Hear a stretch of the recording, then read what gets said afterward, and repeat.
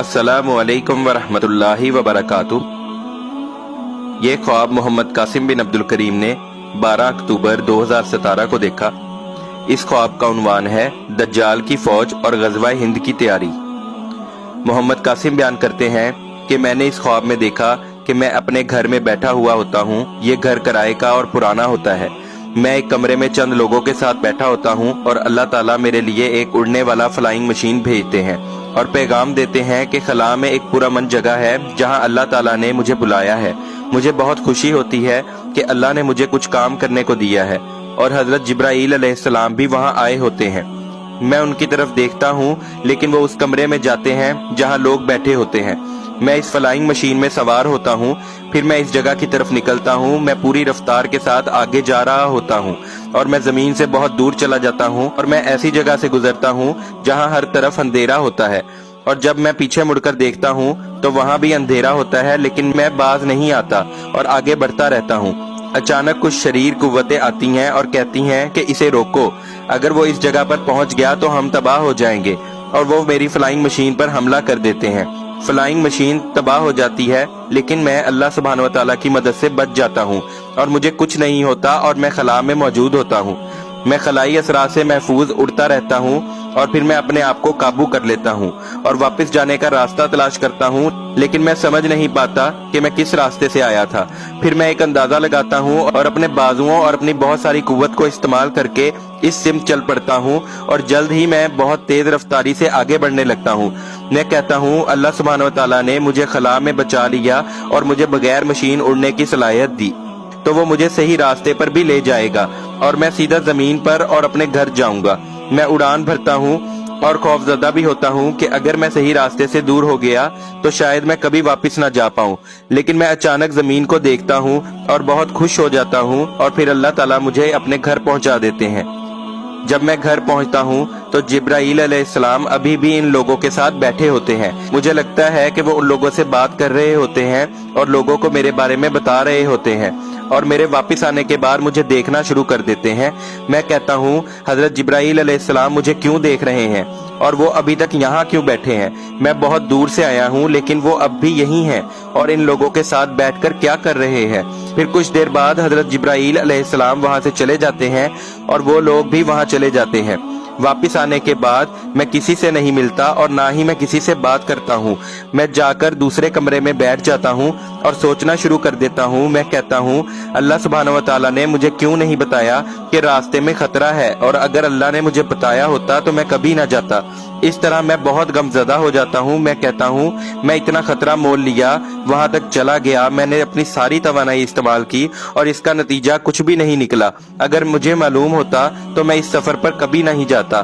तब मैं कमजोर होने लगता हूँ। फिर मैं किसी जगह जाता हूँ और उन लोगों में से एक शख्स से मुलाकात करता हूँ जो कमरे में मौजूद थे। वो पूछते हैं कि तुम्हें क्या हुआ है, तुम इतने गमगीन क्यों हो? मैं कहता हूँ कि अल्लाह सुब्हानहू व तआला ने मुझे कुछ काम करने का हुक्म दिया था, मैं वो नहीं कर सका। मैं कमजोर होता जा रहा हूँ और किसी चीज को रोकने या कुछ करने की सलाहियत अब मुझ में नहीं रही। वो कहता है इस तरह उम्मीद मत हारो, ये मुश्किल वक्त भी गुजर जाएगा, आपको किसी डॉक्टर से रजू करना चाहिए। फिर मैं एक डॉक्टर के पास जाता हूँ और वो मुझे दवाई का नुस्खा देता है और वो कहता है कि ये दवाई खा लो और तुम ठीक हो जाओगे। मैं वापस आता हूँ और सोचता हूँ ये दवा मुझे कहाँ से मिल सकती है। मैं इसे इस शख्स को दिखाता हूँ तो वो मुझे कहता है कि मुझे मालूम है कि इस दवाई को कहाँ से लाना है, मैं इसे तुम्हारे लिए ले आऊंगा। फिर मैं किसी जगह जाता हूँ और वहाँ एक शख्स घर बना रहा होता है और वो वाकई इसे अच्छे से तरतीब दे रहा होता है। ये देखकर मैं कहता हूँ काश मेरा भी ऐसा ही घर होता। फिर मैं एक दूसरे शख्स से मुलाकात करता हूँ जो उन लोगों में से होता है जो कमरे में मौजूद होते हैं और कहता है कि कासिम हम आपके लिए एक मकान बना रहे हैं। मैं बहुत हैरान होता हूँ कि वो मेरे लिए मकान बना रहे हैं, किस जगह और क्यों? वो मुझे एक जगह ले जाता है और वो लोग जो कमरे में थे अब वो वहाँ मौजूद होते हैं। मैं कहता हूँ ये तो वही लोग हैं जो घर में थे और सफर पर जाने से पहले मैं इनके साथ था। ये लोग मेरे लिए ये सब क्यों कर रहे हैं? इन्हें कैसे पता चला कि मैं घर की ख्वाहिश रखता हूँ? वो लोग मोहब्बत के साथ और ईमानदारी के साथ काम कर रहे होते हैं। मैं सोचता हूँ कि क्या उन्हें अल्लाह सुब्हानहू व तआला की तरफ से कोई पैगाम मिला है कि वो ये सब कर रहे हैं। फिर वो शख्स दवाई लेकर वहाँ पहुँचता है। इस दवा को देखकर मैं कहता हूँ ये तो मल्टी विटामिन है जो मेरे वालिद भी खाते थे। फिर मैं इससे दबा लेता हूँ और घर देखना शुरू करता हूँ, तो देखने पर मुझे ये मकान छोटा लगता है।